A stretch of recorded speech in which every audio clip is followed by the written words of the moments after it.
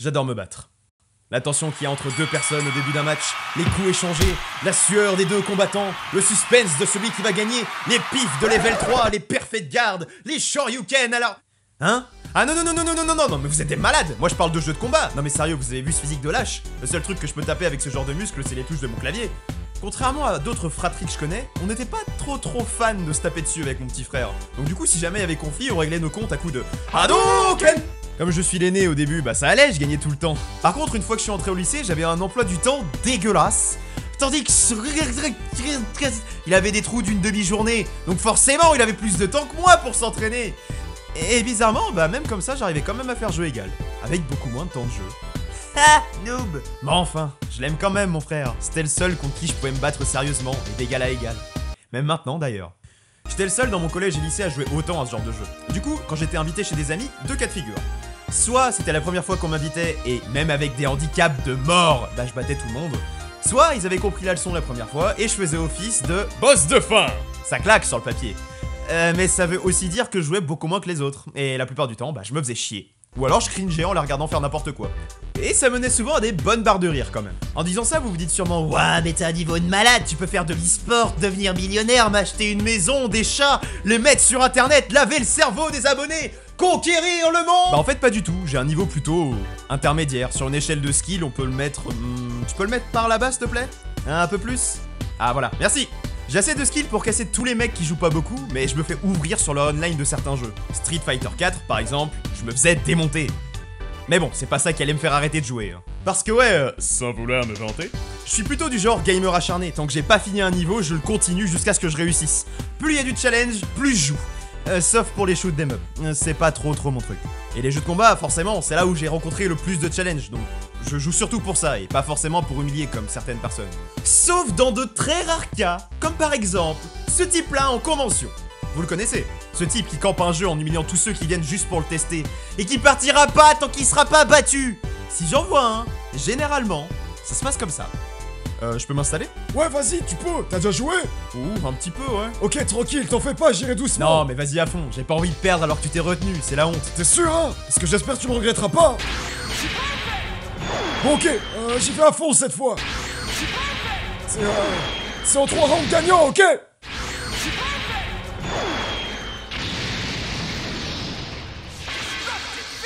Aucune pitié. Alors ouais, c'est peut-être sadique, mais en même temps, d'écouter des gens d'un jeu, camper la place d'une console en libre service jusqu'à la mort, et frimer sur ton skill alors que tu spams des Hadouken, bah c'est pas cool non plus. Si je fais ça, c'est parce que les jeux de combat m'ont souvent permis de faire des super rencontres, de voir la vraie personnalité de certaines personnes, et d'avoir une activité où je peux me surpasser.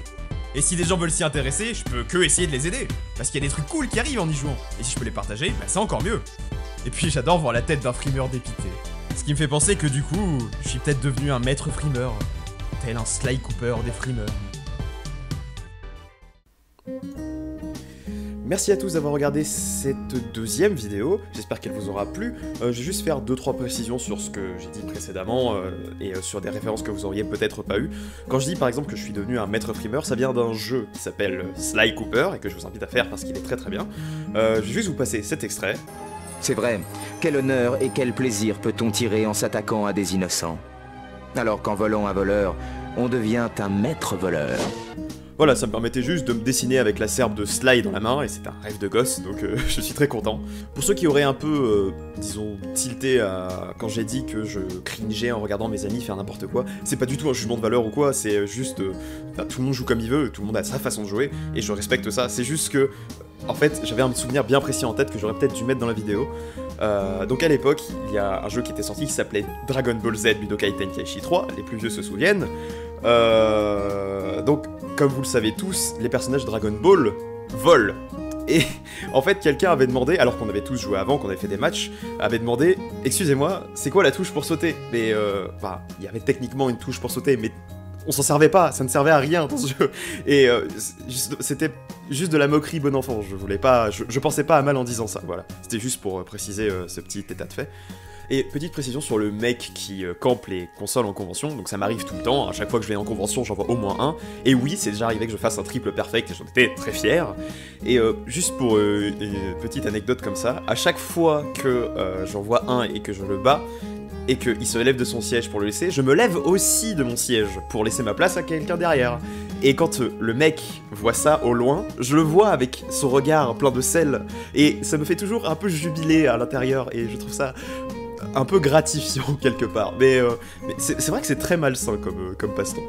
Alors, on va passer à la chanson d'habitude du coup, laissez un pouce bleu si la vidéo vous a plu, abonnez-vous à la chaîne si vous l'avez pas déjà fait. Ah oui, j'ai oublié de parler d'un truc, je vais peut-être sortir des mini-vidéos où je vais parler de trucs vite fait comme ça, parce que là il y a un jeu qui m'a trigger qui s'appelle Jump Force si vous connaissez pas, et j'ai envie d'en faire une vidéo dessus, mais c'est trop long pour en faire une animation.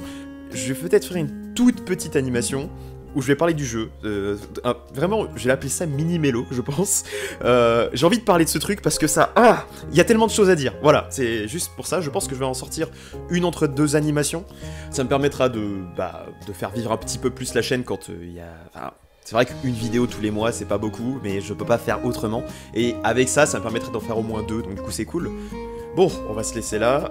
Ah oui, n'hésitez pas aussi à partager la vidéo.